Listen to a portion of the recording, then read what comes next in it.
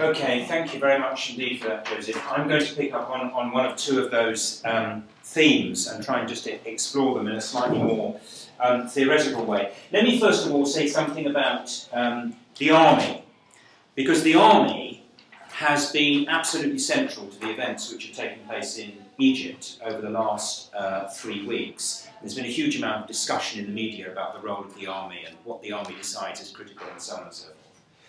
What is very important as revolutionaries is that we understand that the army of a bourgeois nation state is a highly organised, top-down, brutally disciplined organisation which most of the time, in normal circumstances, acts as a disciplined unit defending the interests of the ruling class, both in relation to internal enemies and in relation to foreign threats.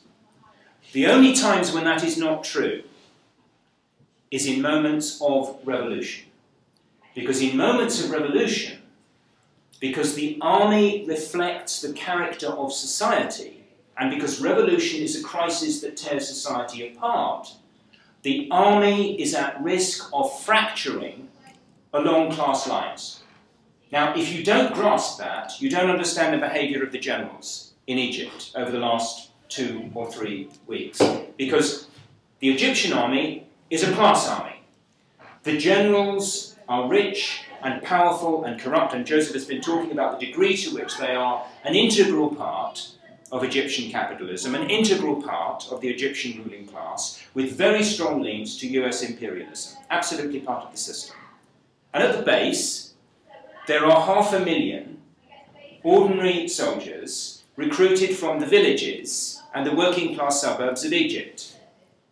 And when those soldiers confront a mass demonstration on the streets, there is every possibility that friends and relatives of theirs will be in the crowd. That the people who are demanding democratic change and social reform and so on belong to the same class as the rank and file soldiers. And the officers tend to be torn. Actually, I'm talking about the junior officers now, they tend to be torn in an army. Now, there's lots of anecdotal evidence about the numbers of ordinary soldiers and the numbers of junior officers who express quite clearly sympathy with the crowds, there are sort of statements on the internet from officers and soldiers and so on indicating that and so on. Why did the generals not go for the Tiananmen Square option? Why didn't the generals order the rank and file to open fire on the crowd to defend Mubarak? Because if they had done so, the danger was that the soldiers would have refused to fire. If they had refused to fire and the army had broken up, the Egyptian bourgeoisie, the Egyptian ruling class, would now be staring into the abyss. As far as the generals were concerned, Mubarak was disposable. If they could hold on to Mubarak, they would do that. But if push came to shove, they would dump Mubarak and save the army, which is basically what has happened. Now that institution, therefore, they played a very clever game, I think, the Egyptian generals. They have preserved the essence of the Egyptian state. They have preserved, at the moment, the mechanism by which imperialism, the property of the Egyptian bourgeoisie, Egyptian capitalism and so on can actually be maintained. What do they want to achieve? They want to achieve essentially the same as US imperialism, what they call an orderly transition. Now what they mean by an orderly transition is something comparable with what happened in 1989 in Eastern Europe, or something comparable with the Western-backed colour revolutions which had taken place in Eastern Europe and parts of the broken up Soviet Union in the last 20 years or so. An orderly transition means moving towards the creation of some kind of more politically liberal, some kind of parliamentary system, some kind of democratic system which can contain the demands for social change that Joseph has been talking about, that can contain the social and economic contradictions that have actually powered the revolution in the first place. That's the objective for the Egyptian ruling class, and the Egyptian ruling class's imperialist backers. That's what they mean when they talk about an orderly transition. And let me say this about democracy, because Joseph sort of talked quite a bit about democracy when he was finishing. There are two kinds of democracy. There's the democracy from above, which is the kind we have here, where it doesn't matter who you vote for, what you get, doesn't bear any relationship to what you actually want. I mean, you know, the Egyptians right now are absolutely right to be fighting for the kind of democracy we have here. We know, actually, what the limitations of that democracy are, and that whole student revolt at the end of last year was actually a revolt against a fake democracy. There's that kind of democracy, which is the kind of democracy, of course, that the generals and the US wants to see in Egypt. And there's another kind of democracy, and it doesn't need to wait. It happens as part of the revolutionary process itself, from below, where in the course of struggle, people begin to create organs of democracy at a rank and file level. They begin to create popular committees to manage the revolution and to manage neighbourhoods when the police and the authorities disappear. They begin to create militias to prevent looting taking place. And when workers move into action, they create strike committees, and they begin to create networks of activists linked together. In other words, and you could see it, I mean, you know, those of us who haven't had the privilege of being there and seeing it firsthand, we can see it on the television screens when we see thousands of ordinary Egyptians coming into Tahrir Square to begin the clean-up after the fall of Mubarak. That actually represents a transition to democracy at a rank-and-file level, which is already happening. Now, there are two different kinds of democracy. There's the democracy from above, which is the kind that they want, which is very safe. And there's a democracy which is built actively from below, through struggle, and involves the activity of ordinary people. And that's the kind of democracy that we should be encouraging to develop. Now, if that's a kind of general context, the question that I think for us to address is, what are the prospects? How likely is it that they will be able to contain it in the way that they would like to do, achieve what they describe as an orderly transition? I think there are very, very strong reasons for thinking that what is happening in Egypt and more broadly in the Middle East at the moment is not something which can be contained within a 1989 type of framework. And that's because the revolt against Mubarak, Joseph has already alluded to this, the revolt against Mubarak is not just a revolt against dictatorship and cronyism and corruption, though it is that, and so are the revolts in the other Middle Eastern dictatorships. It is also a revolt against privatization, against the domination of the Egyptian economy by foreign corporations, against the massively widening gap between rich and poor in Egypt and in every other Middle Eastern country as neoliberalism rips through society, which it has been doing for 20 or 30 years. It's a revolt against that with a great accumulation of discontent and demands for social change arising from that. And it's thirdly, a revolt against imperialism. It's a revolt against the relationship between Egypt and the United States. It's a revolt against the Egyptian regime's collaboration in the siege of Gaza and the attacks on the Palestinians. It's all of that. And if it is all of those things, we begin to think in terms of something deeper and more protracted and more radical than what happened in 1989. We begin to think of the kind of revolution that was happening in 1905 in Russia and then in 1917. And I'm just going to refer to two key texts that arose out of the 1905 revolution and just recommend them as reading right now.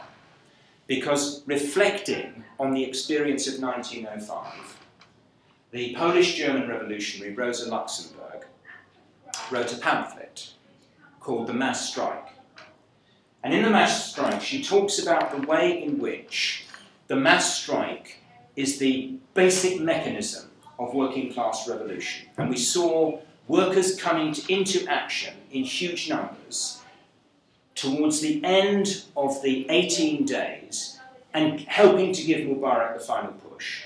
And we're now seeing strikes spreading across Egypt as people turn the confidence and the freedom that they have gained by the overthrow of Mubarak into economic struggles to improve their position, but also to get rid of bosses associated with the Mubarak regime and so on. And Rosa Luxembourg talks about that absolutely in relation to 1905 and the mass strike. She talks about the way in which you cannot separate politics and economics in the revolution. She talks about the way in which workers who use the mass strike to drive out a political regime or to win a major political reform, when they go back to work after a victory, they take the view, if we can get rid of Mubarak, we can certainly defeat the boss.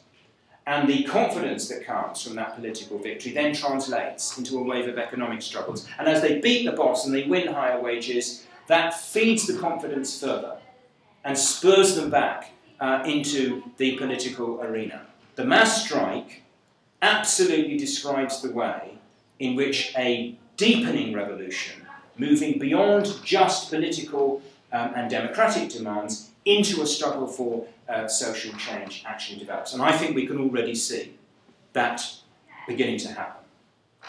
The second text arising out of 1905 that I think is relevant to this discussion is Trotsky's Permanent Revolution, where Trotsky talks about the way in which the working class, even when it is relatively small, even when it is still only a minority of society, which is still true in Egypt, because of its character as a concentrated, collective, urban class with no interest in preserving any aspect of the present system, can become the leadership for a broad democratic movement that embraces the great mass of people who want to push for democracy, who want to push for social reform, and so on. That vision of the working class forming the core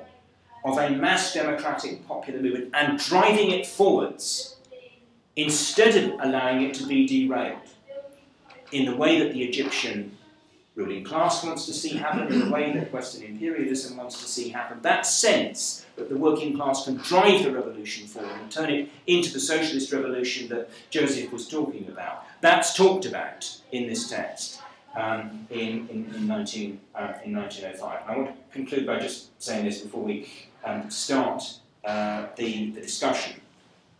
Because of the contradictions, because of the way in which the revolution appears to be not just spreading, but also deepening, the interaction of the political and the economic, the involvement of the working class, the existence of a strong tradition, which Joseph was talking about, which is now building very rapidly. Because of all of this, it seems to have a different, a more powerful, a much more exciting dynamic than the Velvet Revolutions of 1989. And I think it may not be an exaggeration to say that what is now unfolding could turn out to have the same sort of significance as what happened in 1789 or 1917. I don't think any of us should underestimate how far this can go. And if it is the case, as I think it is, that world capitalism is facing its greatest crisis since the 1930s, and possibly its greatest crisis ever. When you look at the state of the global economy, when you look at the problem of climate change, when you look at the militarization of relations between states, when you look at the bitterness that there is across the globe, right across the globe, as a result of the effect that neoliberalism has had over the last 25 or 30 years, when you look at the scale of the crisis of their system, and then you add to that this extraordinary explosion of anger and revolutionary optimism and hope and possibility in Egypt, I think we have to assume that it is a an urgent and immediate historical task to build revolutionary socialist political organisation and network that can take advantage of the massive opportunities which I think are opening up for our side across the globe over the next few years.